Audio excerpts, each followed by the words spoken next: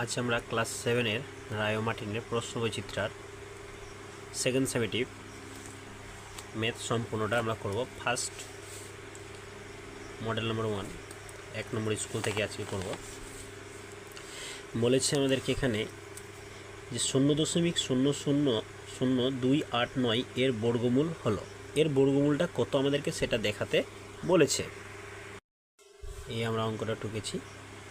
তো বর্গ করতে গেলে আমাদের এই দিক থেকে দুটো করে ঘর ধরতে হয়। দুটো করে ঘর ধরলে লাস্টে আমরা 0 পেয়ে যাই। এই 0টাকে উঠিয়ে দেওয়ার জন্য আমরা 0 ধরব। কী ধরব? 0 ধরব। এটা ধরে আমরা এখানে 0 তো নামবে না, তারপরে আবার যদি 0 ধরি তো এই দুটো 0 চলে যায়। 0 চলে যাওয়ার পরে আমরা কি পাচ্ছি? এই দুটো ঘর পাচ্ছি। এই দুটো ঘর যখন পাচ্ছি তো এই দুটো ঘর আমরা কী করব? এই দুটো ঘরকে নামাবো। 0 2 কতবারে যাবে? 2 থাকলে একবারে যাবে। কবারে যাবে? একবারে যাবে। একবারে যদি যাই তো 1 1 কে 1, 2 থেকে একবার থাকে কত? 1, নামবে কত? 8 9। তাহলে এই যে উপরে যে সংখ্যাটা রয়েছে এর ডবল নিতে হবে আমাদেরকে। 1 এর ডবল কত? 2। কত নিলে যাবে? 7 নিলে যাবে। এইটাকে এটা দিয়ে গুণ করতে হবে। যদি আমরা গুণ করি 27কে 7 দিয়ে গুণ করি তো সাথে সাথে কত? 49-এর 9, হাত থেকে 4, 7 গুণে 14, 14 আর 4 কত? 18। তাহলে মিলে যাচ্ছে আমাদের 189।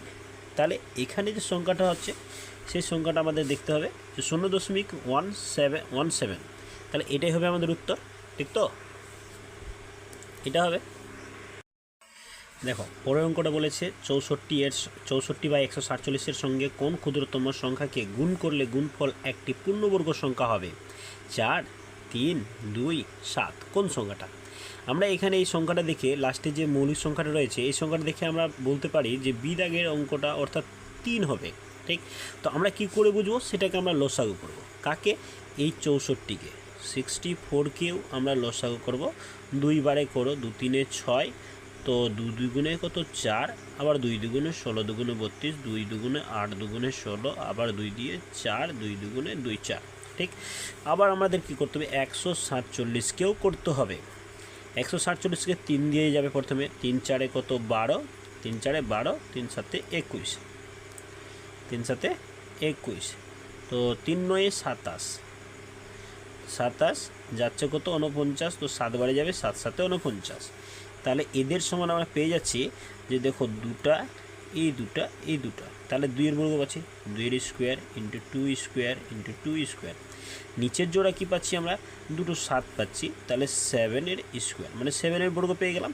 তাহলে 3 এর বর্গ পাচ্ছি না। 3 এর বর্গ